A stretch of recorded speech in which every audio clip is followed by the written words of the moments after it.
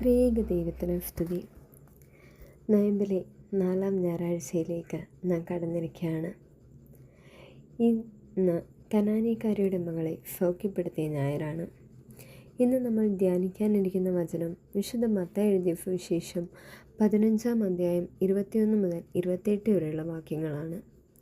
ഈ ഭാഗം നമ്മൾ വായിക്കുകയാണെങ്കിൽ ഒരമ്മയുടെ ഹൃദയം, ഒരു സ്ത്രീയുടെ വിശ്വാസം, ദൈവത്തിൻ്റെ കരുണ, ഇതെല്ലാം നമുക്ക് കാണുവാനായിട്ട് സാധിക്കും. യേശു അവിടം വിട്ട് സോർ സീദോൻ എന്ന പ്രദേശങ്ങളിലേക്ക് പോകുമ്പോൾ ഒരു കനാനി സ്ത്രീ അവൻ്റെ അടുക്കൽ വന്ന് കരഞ്ഞുകൊണ്ട് പറയുകയാണ്, കർത്താവേ, ദാവീദ് പുത്ര, എന്നോട് കരുണ തോന്നണമേ, എൻ്റെ മകൾക്ക് ഭൂതോപദ്രവം കഠിനമായിരിക്കുന്നു എന്ന് നിലവിളിച്ച് പറയുകയാണ്. ഇവിടെ നാം ഒരു അമ്മയുടെ വേദനയാണ് കാണുന്നത്. സ്വന്തം പ്രശ്നമല്ല, മറിച്ച് മകളുടെ വേദനയാണ് അവൾ യേശുവിൻ്റെ അടുക്കൽ കൊണ്ടുവന്നത്. പക്ഷേ അത്ഭുതകരമായ കാര്യം എന്താണെന്നറിയാമോ? യേശു ആദ്യം അവളോടൊന്നും പറഞ്ഞില്ല. നിശബ്ദമായിരുന്നു അവിടെ. ജീവിതത്തിൽ പലപ്പോഴും നമുക്കും അങ്ങനെ തോന്നിയേക്കാം. നാം പ്രാർത്ഥിക്കുന്നുണ്ട്, കരയുന്നുണ്ട്, പക്ഷേ ദൈവം നമ്മോട് എന്തുകൊണ്ട് ഉത്തരം പറയുന്നില്ല, നമുക്ക് ഉത്തരങ്ങൾക്ക് മറുപടി തരുന്നില്ല എന്ന് നമുക്ക് തോന്നിയേക്കാം. പക്ഷേ ആ സ്ത്രീ അവിടെ പിന്മാറുന്നില്ല.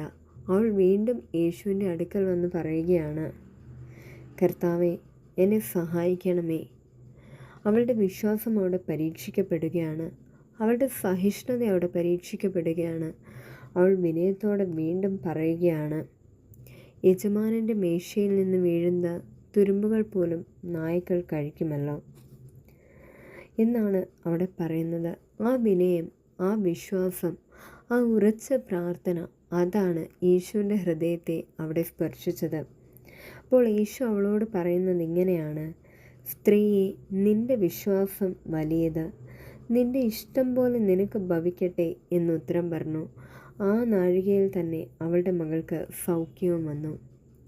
പ്രിയരെ, ഈ ഒരു സംഭവം നമ്മളൊരു വലിയ സത്യമാണ് പഠിപ്പിക്കുന്നത്. ദൈവം നമ്മുടെ പ്രാർത്ഥന കേൾക്കാത്തതുപോലെ തോന്നുന്ന സമയങ്ങൾ നമുക്കുണ്ടായേക്കാം. പക്ഷെ അത് നമ്മൾ നിരസിക്കുന്നതല്ല. അത് നമ്മൾക്ക് പലപ്പോഴും ഒരു വിശ്വാസത്തിൻ്റെ പരീക്ഷണമാണ്. നാം പിന്മാറാതെ പ്രാർത്ഥിച്ചാൽ, വിനയത്തോടെ ദൈവത്തെ സമീപിച്ചാൽ, വിശ്വാസത്തോടെ കാത്തിരുന്നാൽ, ദൈവത്തിൻ്റെ അത്ഭുതം നമ്മുടെ ജീവിതത്തിലും സംഭവിക്കും. വലിയ വിശ്വാസം, വലിയ അത്ഭുതങ്ങൾ ഉണ്ടാകും. ഇന്ന് നമുക്കും ആ കനാനി സ്ത്രീയെപ്പോലെ പറയുവാനായിട്ട് സാധിക്കണം, കർത്താവേ, എന്നെ സഹായിക്കണമേ.